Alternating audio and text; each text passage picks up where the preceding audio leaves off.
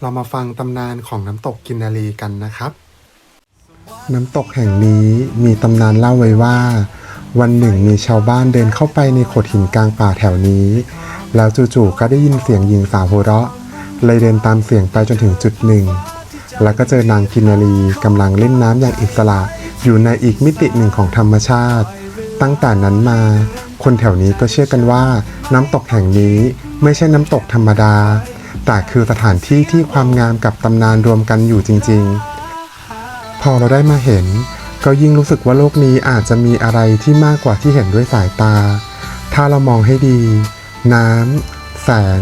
เสียงเหมือนกำลังเรียกให้เราเข้าไปสัมผัสด้วยหัวใจวันนี้เรามาที่นี่เพื่อไม่แค่มาถ่ายรูปแต่เพื่อสัมผัสถึงความลึกลับและความสงบที่ธรรมชาติสร้างสรรค์ไว้ให้เรา